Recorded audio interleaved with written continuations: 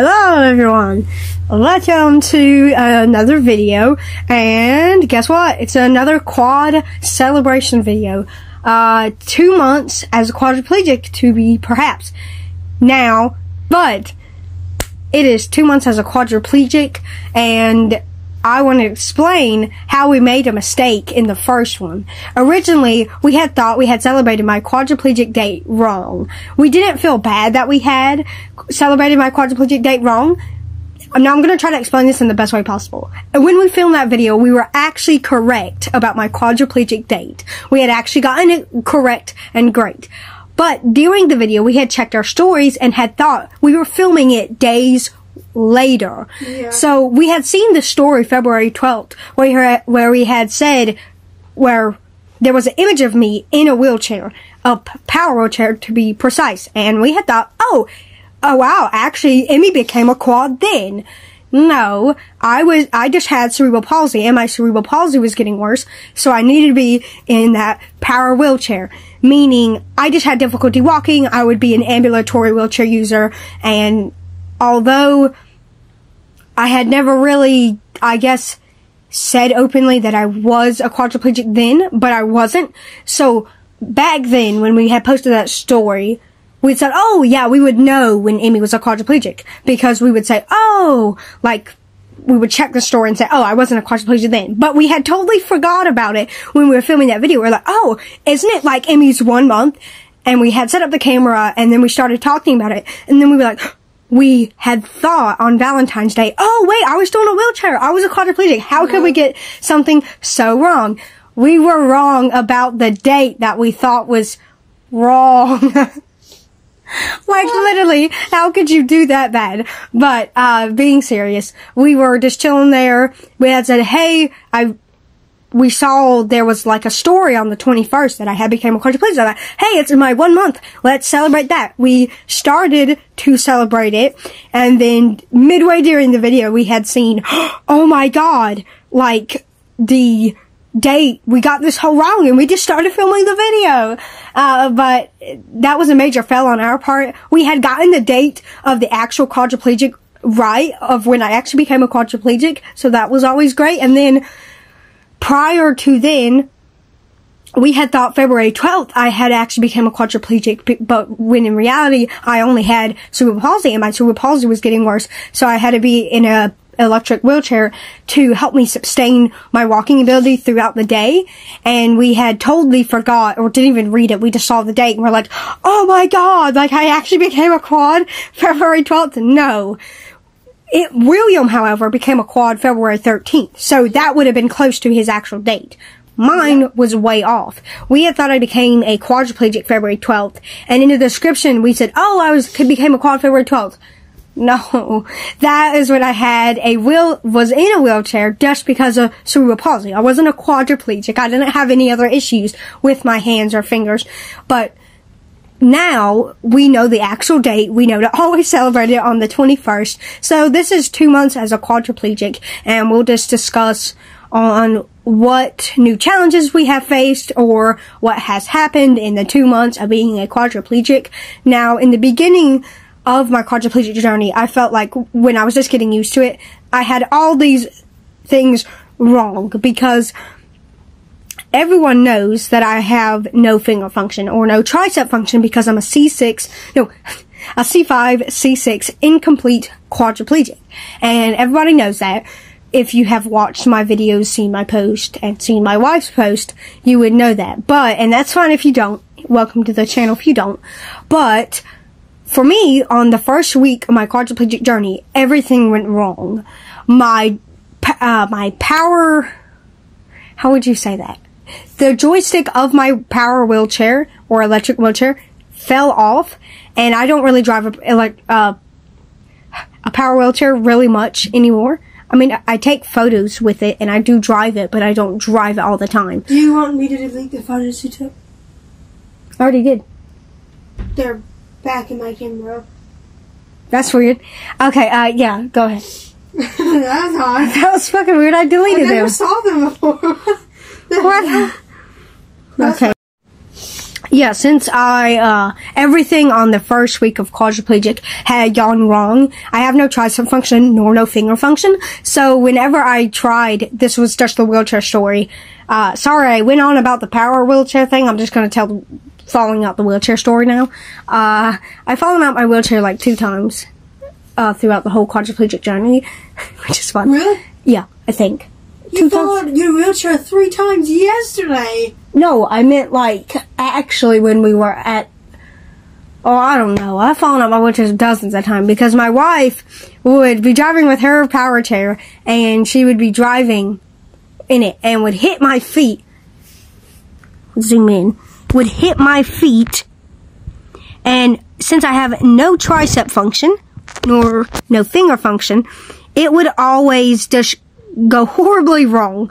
She would hit my feet where that was what was keeping me in. I would fall out of my chair, and oh my god, yesterday was horrible. I tried to cath myself, saying I could be independent. I'm gonna be very independent. Nope. So I tried to cath myself. I go into the bathroom and get the catheter supplies, and then I realized I don't have a freaking mat. I had just transferred myself onto the floor, and I said, okay, I have to go back in my wheelchair to get a mat, to cover up that area. And so I go back in my wheelchair, I transfer, I keep falling out the wheelchair and then I call Benjamin, like I called Benjamin by whistling, and he had helped me sit up, which was a good thing, and I had gotten back in my chair. I'm like, okay, yay, let's continue.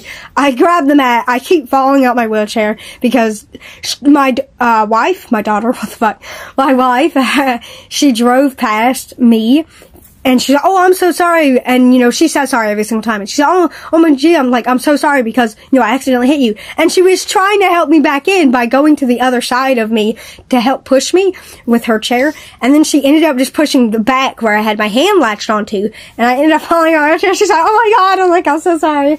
It's like, quadriplegic struggles. You don't know when you're gonna fall out your wheelchair. And every freaking time, I just continue to keep falling out my wheelchair, which is so fun. And so, we just go forward with that. I've fallen out my chair at least 5 times by then, 3 or 4 times. I get back in my chair. I'm like, okay, I grab the mat. The mat's not in the catheter box. I'm like, why? Isn't something like I have to drive more, and then I, see it's on Doc's little skeleton diaper changing area thing. So I grab my mat and I stroll back to the bathroom. I transfer myself on the floor. I finally get a catheter. I'm like, yay, finally done. I transfer back in my wheelchair, and that was just me trying to be independent, and that really made me realize, wow, I have so much struggle or trouble doing things on my own. And of course I can do a lot more things than my wife, and keep in mind, I'm very fortunate that I can with my level of injury, but I'm very happy that I can. But then again, I have so much struggle with all of this that I can barely find myself, find myself not having issues. I remember this one story during, the 2 months now being a quadriplegic. I had stayed in bed and had slept practically all day because I didn't get a night bag. And when normally I don't pee, I get overheated. And for me, overheating means fainting or sleeping for too long. Because our daughter has the same condition as me, where when we get too hot, we either sleep for hours and hours on end, or we faint. I didn't faint in this case. I had just slept for hours. And my wife was like, oh, is Emmy sick? And so she strolls up to my bed, our bed, and she, wakes me up and she's like, hey babe, and she's like, you okay? And I wake up in a hazy sweat. I'm like, what the fuck? I'm like, what has this happened? So I just sit there. And they're like, well, we didn't give Amy her night bag, which is something a bag that I use the restroom throughout the entire night. Helps me go to the bathroom. And so doesn't make me overheat, because there is a thing called automatic dysreflexia. It is a response in the body once you have a spinal cord injury. Basically, your new response system to warn you when something is wrong. For me, when I don't pee for a while, I start getting chills, or I get hot. Well, throughout the night, I normally just get hot for some odd reason, and throughout the day, I get chills. I don't know why. It's weird. But throughout the day, I just get those chills and things. So I got the chills before sleeping. I was like, I ignored it. I don't know why. And I fell asleep, and then I never woke up. I mean, I did wake up soon. Wow, that sounded very... Yeah, that sounded very dark. Hold on, the flash's about to down. Yeah, so that sounded very dark. But I eventually woke up when my wife woke me up because I had just gotten too hot from not giving myself a night bag or a catheter bag throughout the whole night. I was like, holy shit, like, we had totally forgot about it because, so, yeah, but I hadn't had a night bag that whole night, and, you know, I just felt hot and slept for so long, which isn't good. I mean, it's fine if I sleep for that long and not feeling sick and I just decided to sleep in, but it's not good when it's for a medical reason, because we have this thing when you sleep for too long, that normally means we are sick or not feeling well. And sometimes we literally just sleep in because we want to, and we don't have work or anything like that, or you don't have college. But it's not a good thing when we sleep in for like a medical reason, meaning you got too overheated or you got too hot or something like that. It could be a multitude of reasons in that matter or fact. But yeah, that was just a little story. I don't know why. I just keep jumping to stories because I keep remembering what has happened to me in the past 2 months of being a quadriplegic. But yes, it's gonna take a little while to edit this video, so sorry. But that is my wonderful 2 months of being a quadriplegic. It has been great so far. I haven't been dealing with as much issues as I did on the first week of quadriplegia, but so I haven't been dealing with much issues, and my service dog, Benjamin, has been a great help, and we've been having fun with, you know, dealing with new things. And yesterday, we got so many freaking catheter bags. I tell you, it's fucking insane. I know, we got so many. We had gotten so many new tubed catheters. For me, I don't really like the IC catheters. These are like pre-tubed ICs. So like, I got the pre-tubed ICs, intermediate catheterization. So I got those, and we got in like 5, 6 fucking bags yesterday. I'm like, god damn. See, like, if we can get them out. See that one? Oh, and here I go sitting down. Yeah, tubes are just going to be hanging over the camera. That one. That one. That one.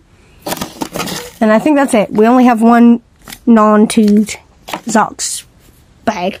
But we have so many intermediate catheterizations now. Look at all these. 5 baggies, which are now just sitting on me. And I'm now sitting down, which is weird. Don't I look so much extra slumped? But yeah, we have all these baggies. These ones that Doc kind of like. Matthew's now holding the thing because I can't. These are the ones that Doc likes. They're like more sturdy and not as crazy. Sorry if I keep moving you. So, but that is going to be celebrating my 2 months as a quadriplegic. Thanks so much for joining along in this journey with me. Thanks so much. We'll see you all next video. Bye! Disclaimer. Perhaps. Yeah, to be perhaps. To be, yeah. To be precise. I can't tell you how many fucking strokes you had. A plane had just flew over our house and we just heard. A plane? That's a plane, right? I don't know what the fuck that was. A plane. When helicopters or planes go across in the sky, they make that sound. Matthew knocked something down in the back. I had just readjusted the lighting. I'm sorry. There we go. So we had quadriplegic, some shit. I don't fucking know. Quadriplegic. That's funny as shit.